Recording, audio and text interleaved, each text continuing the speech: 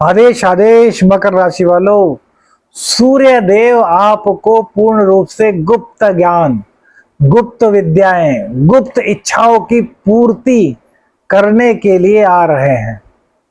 दाम्पत्य जीवन में सूर्य देव आ रहे हैं तो दाम्पत्य जीवन के गुप्त रहस्य से भी ये आपके पर्दा उठाएंगे। अर्थात यदि किसी भी प्रकार से आपका पार्टनर आपको अब तक धोखे में रखे हुए है तो वो राज अब खुल जाएंगे।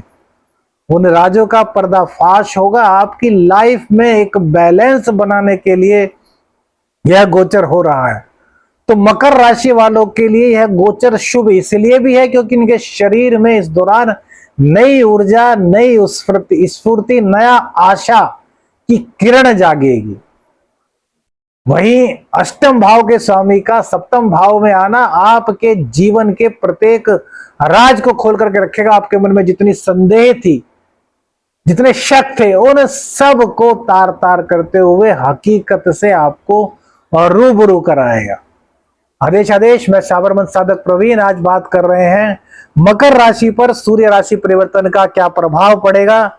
सूर्य देव 16 जुलाई को अपनी वर्तमान मिथुन राशि को छोड़ करके चंद्रदेव की कर्क राशि में प्रवेश करेंगे और 16 अगस्त तक यहीं पर विराजमान रहेंगे।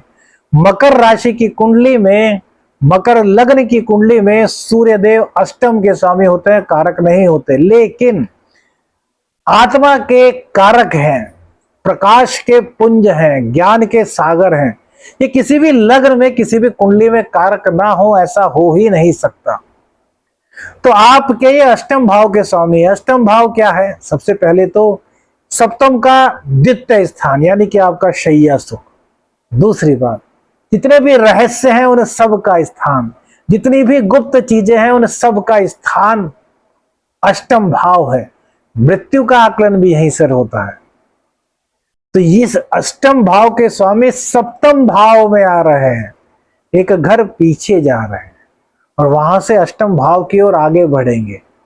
तो सबसे पहले तो दाम्पत्य जीवन में इसका यह प्रभाव होगा कि यदि आपका पार्टनर किसी वजह से आपसे कुछ छुपा रहा है, लाइफ पार्टनर की बात कर रहे हैं, या आपके साथ कोई धोखेबाजी कर रहा है, तो उन राजों से पर्दा खुल जाएगा।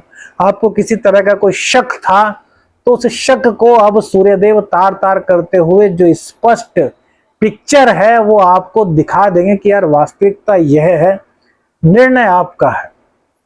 तो इसलिए यदि भैया किसी का पार्टनर किसी के साथ में इस तरह की कोई बातें कर रहा है तो वो बंद कर दे। ऐसी बातें लाइफ पार्टनर के बीच में होना बिल्कुल भी शोभा नहीं देता। हालांकि आजकल पश्चिमी संस्कृति से अभिभूत होकर के लोग इन चीजों में बहुत आगे तक बढ़ गए हैं, लेकिन यह भारतीय संस्कृति है, यहाँ पर इन चीजों के लिए ना स्थान था, ना है और ना होगा। तो थोड़ा संभल जाइए।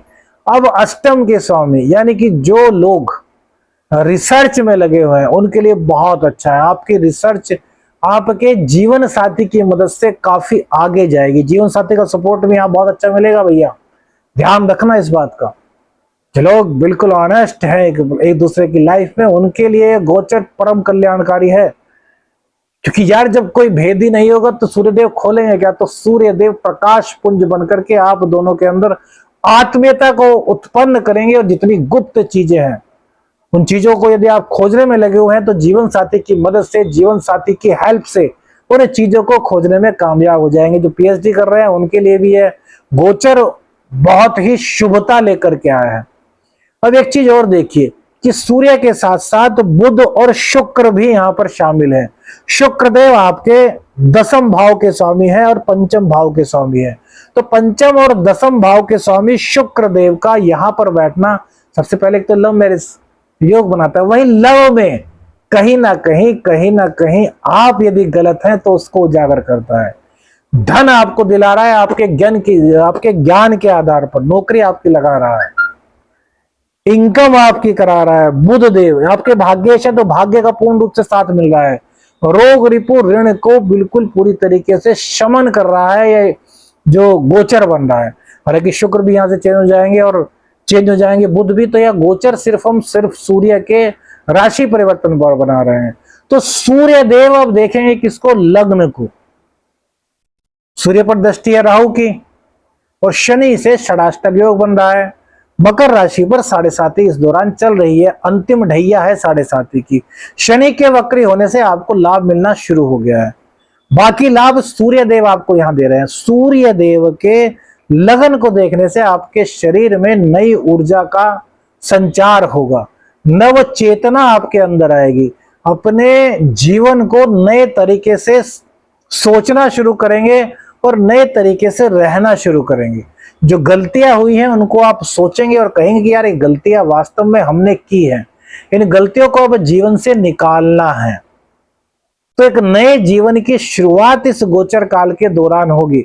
अहंकार को त्यागना है, गुस्सा नहीं होना। सप्तम भाव में सूर्य आएंगे तो पति पत्नी के बीच में भी किसी एक में ईगो हो सकती है, तो इस ईगो को हटाना है, अन्यथा पति पत्नी में रोज की कलहबाजी हो जाएगी, विवाद हो जाएगी, तो फिर सूर्य का जो लाभ मिलना है वो लाभ नहीं मिल पाएगा। पिता का आशीर्वाद, माता का आशीर्वाद काफी आपको कैरियर में ऊंचाई दे सकता है। दैनिक आमदनी आपकी बढ़ेगी। आपका पार्टनर यानी कि आपका बिजनेस पार्टनर आपके साथ धोखा कर रहा था तो वो खुल जाएगा, और यदि वो धोखा नहीं कर रहा है तो आपकी दैनिक आमदनी में काफी इजाफा होगा। आंख खोल करके आपको कार्य करना होगा। इस बात का ध्यान रखिए कि आंखें खोल करके आपको कार्य करना होगा। ऐसा नहीं कि आंख मूंद करके किसी पर विश्वास किया और कार्य हो गया, नहीं भैया। 7.5 भी है और भले ही शनिदेव वक्री हो गए हैं और सूर्यदेव सप्तम में आ गए बुध और शुक्र के साथ। स्थितियां बहुत शुभ हैं, लेकिन हमेशा अलर्ट रहना मानव का कर्तव्य है। बुद्धि इसीलिए तो दी है कि मानव सही गलत के भेद को पहचान सके, अलर्ट रह सके, सावधान रह सके। और ज्योतिष इसीलिए दिया कि जो चीजें होने वाली हैं उनसे आपको सावधान किया जा सके और आप अपने लिए एक बेहतर हल निकाल सके। तो इसीलिए कह रहे हैं ये गोचर काल आपके लिए बहुत अच्छा रहेगा। अब सूर्य पर दृष्टि पड़ेगी राहु की। राहु वैसे तो आपकी कुंडली के लिए इस वक्त बहुत अच्छे हैं क्योंकि 3rd हाउस में चल रहे हैं, लेकिन पिता के भाव, पिता पर इनकी यानी कि सूर्य पिता के कारक होते हैं। दृष्टि पड़ना माता पिता के स्वास्थ्य को कहीं ना कहीं दिक्कत करेगा। वो यदि हार्ट पेशेंट है तो उनमें कहीं ना कहीं दिक्कत के योग बन सकते हैं। तो ऐसे में क्या करें, हर बुधवार को टॉयलेट क्लीनर से टॉयलेट को साफ कीजिएगा और सूर्य देव की मजबूती के लिए 1 माला गायत्री मंत्र का पाठ रोजाना कीजिएगा। 5 माला कर सकते हैं तो बहुत अच्छा। और यहाँ पर सप्तम में सूर्य आए हैं तो एक चीज आपको और बता दें कि सूर्य को रोजाना अर्घ दीजिए, इससे सूर्य देव की शुभता आपको प्राप्त होगी। राहु का असर सूर्य पर नहीं होगा, पिता की सेहत अच्छी रहेगी, माँ की सेहत अच्छी रहेगी। बाकी माता पिता का आशीर्वाद लेते रहिए। गोचर आपके लिए बहुत शुभ है। वीडियो अच्छी लगी तो लाइक और शेयर कीजिएगा। चैनल पर नए हैं तो चैनल को सब्सक्राइब कीजिएगा। और भैया अपनी कुंडली का अध्ययन कराना चाहते हैं तो स्क्रीन पर जो नंबर है इस पर व्हाट्सएप मैसेज कीजिएगा, कॉल मत कीजिएगा। आदेश अलख निरंजन। हर हर महादेव।